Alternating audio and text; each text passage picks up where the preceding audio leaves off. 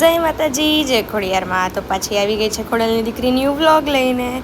સવારના વહેલી ઉઠી ગઈ હતી તો એવું મન થતું હતું ને કે સૌથી પહેલાં ખોડુબાને જોવા ચાલે. ફટોફટ નાહી ધોઈને હું મારા ખોડુબા પાસે વહી ગઈ. આટલા દિવસથી જે એમની પાસે હું નહોતી ને એટલું ટાઈટ હગ કર્યું ને એટલું સુકૂન મળ્યો કે ના, હવે હું મારા મા પાસે આવી ગઈ, એમની નજીક આવી ગઈ. એવું મન થતું હતું કે અહીંયાથી હલવું જ નહીં. બસ કોઈ મને એમ કહી દે વંશી આખો દિવસ અહીંયા જ બેઠી રહે, પણ આપણી પાસે તો કાંઈ ઓપ્શન છે નહીં. એટલે ફટોફટ ખોડુબાના આશીર્વાદ લીધા. થોડી વાર એમને પંખાથી આમ મસ્ત ગરમી હતી ને તો મેં કીધું લાવો મમ્માને થોડોક પંખો નાખી દો એટલે એમને ઠંડી ઠંડી લાગે.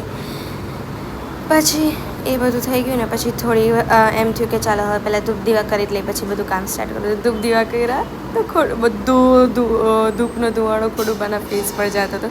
જાણે ખોડુબા કે છે ઓ મારો દીકરો, હું અહીંયા જ છું તારી સાથે. બધું જ ઘરનું કામ પૂરું કરી અને પછી અમે નીકળી ગયા મગરુને લઈને. અને મસ્ત મૂડ થોડોક ઓફ હતો એટલે તબિયત થોડીક સારી નહોતી, એટલે ડાકલા વગાડતી સાંભળતી જતી હતી. અને મૂડ ખરાબ હતો એટલે મમ્માને કીધું ખોડુબા તમે મને લવ કરો છો તો 7 વાર તમારું નામ આવવું જોઈએ રસ્તામાં, કાં ફોટો આવવો જોઈએ, કાંઈ બી આવવું જોઈએ, પણ 7 વાર આવવું જોઈએ તો હું માનું કે મારા ખોડુબા મારી સાથે છે. 7ની જગ્યાએ 9 વાર આવ્યું.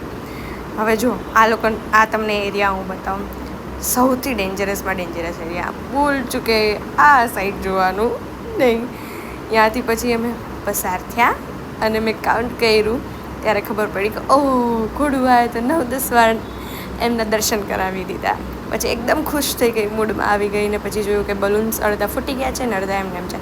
તો મસ્ત ફટાફટ એકદમ મસ્ત મૂડમાં હતી ડાકલા સાંભળીને. અને ખોડુબાએ મને અહેસાસ દેવડાવી દીધો કે બટ્ટુ હું તારી સાથે છું. પછી ફૂલ મૂડમાં આવીને બધા હું બલૂન્સ ફોડવા લાગી.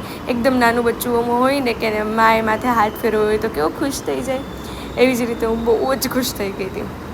પછી ફટોફટ જે દિવાલ ડેકોરેટ કરવાની હતી એ ડેકોરેટ કરી.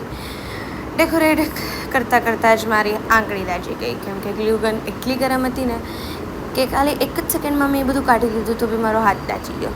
તો છતાં બી હિંમત ના હારી કે ના હજી કરવાનું જ છે.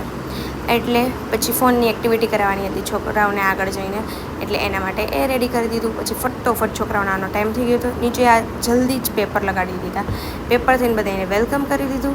વેલકમ કર્યા બાદ પર્સનલી એક છોકરાઓને બધાને જે આજનો સબ્જેક્ટ હતો ડ્રોઈંગ એના રિલેટેડ બધાને પર્સનલી બધું શીખવાડ્યું, સમજાવ્યું અને એ લોકોને કીધું કે કેવી રીતે એ લોકોને કરવાનું છે. એ બધું કમ્પ્લીટ થયા પછી એ લોકોએ નાસ્તો ને એ બધું કર્યું. એ કમ્પ્લીટ થઈ ગયું પછી છોકરાઓ